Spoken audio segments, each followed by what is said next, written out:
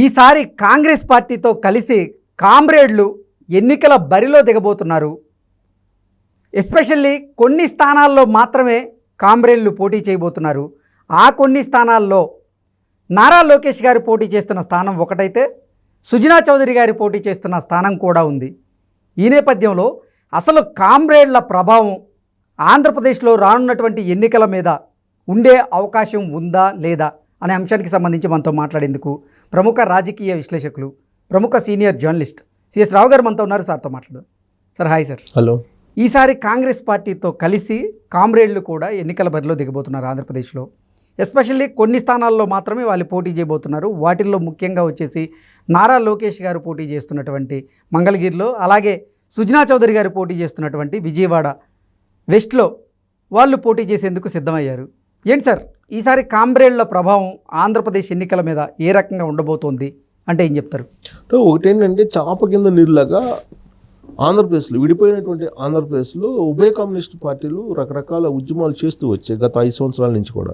వాటిలో ప్రధానంగా చెప్పుకోవాలంటే కనుక మనకు విశాఖ ఉక్కు ప్రైవేటీకరణకు వ్యతిరేకంగా పోరాడుతున్నటువంటి కార్మికుల పక్షాన నిలబడి వాళ్ళు పోరాటాలు చేస్తున్నారు. ఇప్పటికీ కూడా పోరాటాలు చేసేటువంటి పార్టీలు ఏమైనా ఉన్నాయి, ప్రజల పట్ల నిలిచినటువంటి పార్టీలు ఏమైనా ఉన్నాయంటే ఉభయ కమ్యూనిస్ట్ పార్టీలు అనేది ఎవరైనా చెప్తారు.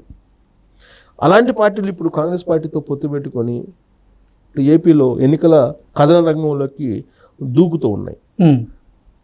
వాటి వల్ల ఎవరికి నష్టం జరిగేటువంటి అవకాశం ఉంది అనేది ఇప్పుడు చర్చకు వస్తుంది.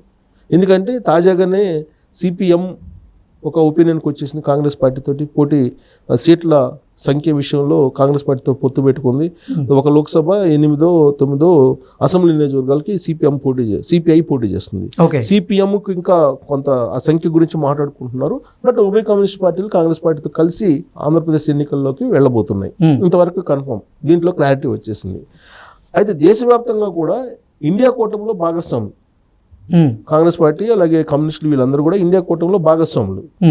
సో ఇక్కడ కాంగ్రెస్ పార్టీ ఇటు ఉందో కమ్యూనిస్టులు కూడా అటే ఉన్నారు దేశవ్యాప్తంగా కూడా, ఎక్సెప్ట్ కేరళలో ఎల్డీఎఫ్ యూడీఎఫ్ పోటీ కాబట్టి అక్కడ డిఫరెంట్గా ఉంటుంది. సో ఇప్పుడు కమ్యూనిస్టులు ఆంధ్రప్రదేశ్లో పోటీ చేసినటువంటి తరుణంలో ఎవరికి నష్టం జరిగేటువంటి అవకాశం ఉంది అనేది చాలా ఇంపార్టెంట్ పాయింట్.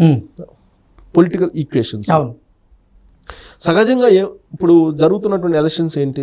రాష్ట్ర ప్రయోజనాలు వర్సెస్ జగన్మోహన్ రెడ్డి, ఇదే కదా కాన్సెప్ట్. జగన్మోహన్ రెడ్డి దిగిపోతేనే రాష్ట్ర ప్రయోజనాలు నెరవేరుతాయి అనేటువంటి కాన్సెప్ట్లో ఎన్నికలు అవుతున్నాయి. ఈ కాన్సెప్ట్లో కనుక ఎన్నికలు జరిగితే రాబోయేటువంటి రోజుల్లో క్యాస్ట్ ఈక్వేషను, ప్రాంతాల యొక్క ఈక్వేషను, ఇవన్నీ ఏమి పనిచేయవు. ఎలక్షన్ వన్ సైడ్ ఉంటుంది, వన్ సైడ్ ఉండే అవకాశం ఉంది. జగన్ వర్సెస్ రాష్ట్ర ప్రయోజనాలు అనేటువంటి కోణంలోనే వెళ్తే కనుక, అలా కాకుండా కులాలు, ప్రాంతాలు, మతాలు ఇవి కూడా మిళితమై వాటి ప్రభావం కూడా పడే అవకాశం కనుక ఉంటే అప్పుడు ఈక్వేషన్స్ మారుతాయి. అలా జరిగినప్పుడు వీటి యొక్క ప్రభావం ఉంటుంది. వీటి యొక్క ప్రభావం ఎవరి మీద ఉంటుంది అని అంటే, ఇప్పుడు కమ్యూనిస్టులు జగన్మోహన్ రెడ్డికి వ్యతిరేకంగా మొన్నటి వరకు పోరాడారు, అంతే కదా. జగన్మోహన్ రెడ్డి ప్రభుత్వానికి, జగన్మోహన్ రెడ్డికి వ్యతిరేకంగా పోరాడారు. జగన్మోహన్ రెడ్డి కంటే వ్యక్తిగతంగా కాదు కదా, జగన్మోహన్ రెడ్డి ప్రభుత్వం మీదే వ్యతిరేకంగా పోరాడారు. కారణం ఏంటి? రాజధాని ఇష్యూలో ఇతను కావాలని ఉద్దేశపూర్వకంగానే డ్యామేజ్ చేశారు, రాష్ట్రాన్ని డ్యామేజ్ చేశారు. అలాగే ఇసుక సిండికేట్లకు సంబంధించి కానీ, మద్యం సిండికేట్లకు సంబంధించి కానీ, ఇవన్నీ కూడా వ్యతిరేకమైనటువంటి పోరాటాలు, ప్రజా వ్యతిరేక నిర్ణయాలు తీసుకున్నాడు జగన్మోహన్ రెడ్డి. కాబట్టి పోరాటాలు చేశారు వీళ్ళు.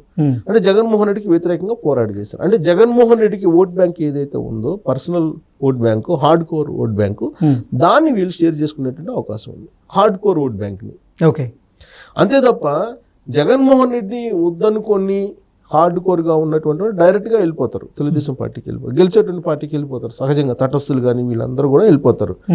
ఎవరైతే హార్డ్ కోర్ కమ్యూనిస్టులు ఉంటారో, లేదంటే hard core Jaganmohan Reddy anti ఉంటారో, వాళ్ళు కమ్యూనిస్టులు వెళ్ళిపోతున్నారు. సహజంగా ఇక్కడ మనం కనుక చూసుకుంటే కనుక ఎక్కువగా డౌన్ ట్రెండ్ పీపుల్, ఇప్పుడు జగన్మోహన్ రెడ్డి ఏదైతే తన సొంత ఓట్ బ్యాంక్ అని చెప్పి భావిస్తూ ఉన్నాడో, అంచనా వేస్తూ ఉన్నాడో, డౌన్ ట్రెండ్లో ఉండేటువంటి వాళ్ళు, బాగా బిలో పావర్టీ లైన్, వాళ్ళ పక్షానే కదా ఇప్పుడు కూడా కమ్యూనిస్ట్ పార్టీలు పోరాడేది.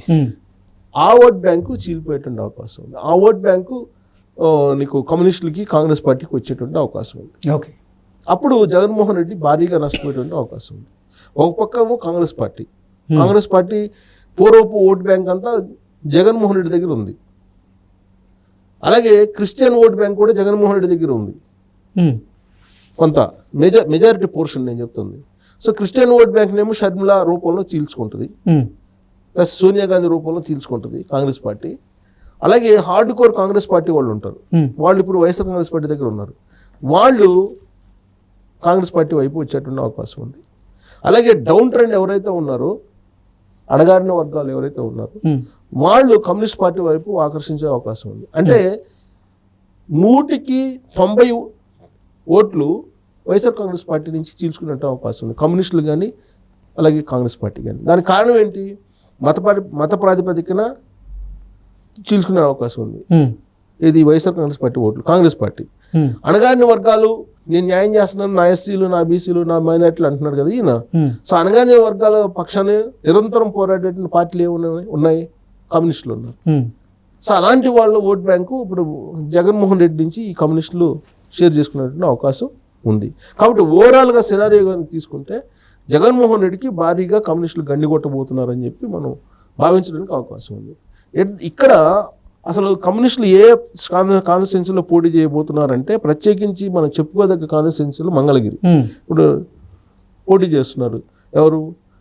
లోకేష్ పోటీ చేస్తున్నారు, రెండోసారి పోటీ చేస్తున్నారు. లాస్ట్ ఎలక్షన్లో పోటీ చేసి ఓడిపోయారు, ఇప్పుడు రెండోసారి డ్యామ్ షూర్గా ఆయన గెలుస్తాడని చెప్పి సర్వేలు చెప్తున్నారు. ప్లస్ మంగళగిరిలో కమ్యూనిస్ట్ ఓట్ బ్యాంక్ కొంచెం ఎక్కువగా ఉంది. ఆ ఓట్ బ్యాంకు లాస్ట్ టైం రామకృష్ణారెడ్డికి వెళ్ళింది, అందుకని రామకృష్ణారెడ్డి గెలిచాడు. ఈసారి ఆ ఓట్ బ్యాంక్ వెళ్ళదు. హార్డ్ కోర్ ఏదైతే ఉందో ఆ ఓట్ బ్యాంకు కమ్యూనిస్టులకు వెళ్ళిపోద్ది. వైఎస్ఆర్ కాంగ్రెస్ పార్టీకి పడేటువంటి ఓట్ బ్యాంక్ కమ్యూనిస్టులకు వెళ్ళిపోద్ది. అలాగే సుజనా చౌదరి వెస్ట్ విజయవాడ, అక్కడ కూడా కొంత కమ్యూనిస్టుల ప్రభావం ఉంది, అక్కడ కూడా చీల్చుకునే అవకాసం ఉంది. సో సిపిఎంది ఆల్రెడీ సీట్లు కన్ఫర్మ్ చేశారు. కన్ఫర్మ్ చేసినటువంటి సీట్లు నేను చెప్తాను. ఇక్కడ ఒక నిర్ణయానికి వచ్చిన తర్వాత కాంగ్రెస్ పార్టీ అలాగే కమ్యూనిస్టులు వచ్చిన తర్వాత సిపిఐ పోటీ చేసేటువంటి స్థానాలు ఏమున్నాయంటే,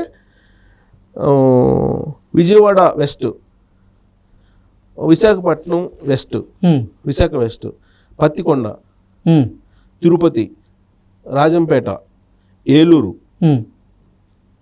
కమలాపురం, అనంతపురం అసెంబ్లీ స్థానాల్లో సిపిఐ పోటీ చేస్తుంది. ఆయా స్థానాల్లో పోటీ చేసిన అభ్యర్థులు కూడా ప్రకటించారు. అలాగే గుంటూరు లోక్సభ స్థానం నుంచి కూడా పోటీ చేస్తున్నారు. అదొక్క చోట నుంచే పోటీస్తున్నారు, గుంటూరు నుంచి. అక్కడ కమ్యూనిస్టులు కొంచెం ఎక్కువ ఉన్నారు. ఆ గుంటూరు లోక్సభ స్థానం నుంచి కూడా సిపిఐ జంగాల అజయ్ కుమార్కి ఇచ్చారు, అక్కడి నుంచి పోటీ చేస్తున్నారు. అలాగే అత్తిలి విమల విశాఖ పశ్చిమ నుంచి, బండి వెంకటేశ్వరరావు ఏలూరు నుంచి, కోటేశ్వరరావు విజయవాడ వెస్ట్ నుంచి, జాఫర్ అనంతపురం అర్బన్ నుంచి, రామచంద్రయ్య పత్తికొండ నుంచి, మురళి తిరుపతి నుంచి, విశ్వనాథ్ నాయక్ రాజంపేట నుంచి, గాలి చంద్ర కమలాపురం నుంచి పోటీ చేస్తున్నారు సిపిఐ నుంచి. ఇక సిపిఎంకి వచ్చేసి వాళ్ళకు కూడా కొంచెం చర్చలు ఒక కొరుకు వచ్చినాయి సర్దుబాటు విషయంలో కూడా. అరకు కర్నూలు లోక్సభ స్థానాలతో పాటు వాళ్ళు రెండు లోక్సభ స్థానాలు అరకు అలాగే కర్నూలు ఈ రెండు చోట్ల పోటీ చేస్తున్నారు. అసెంబ్లీకి వచ్చేటప్పటికి కురుపాము, అరకు, రంపచోడవరం, గాజువాక, గన్నవరం, విజయవాడ సెంట్రల్ అలాగే మంగళగిరి సిపిఎం పోటీ చేస్తుంది. మంగళగిరిలో నెల్లూరు, కర్నూలు, సంతనూతలపాడు, ప్రకాశం జిల్లా సంతనూతలపాడు అసెంబ్లీ స్థానాలకు పోటీ చేస్తున్నారు. అభ్యర్థుల్ని ఇంకా ప్రకటించాల్సి ఉంది. Okay sir, thank you so much.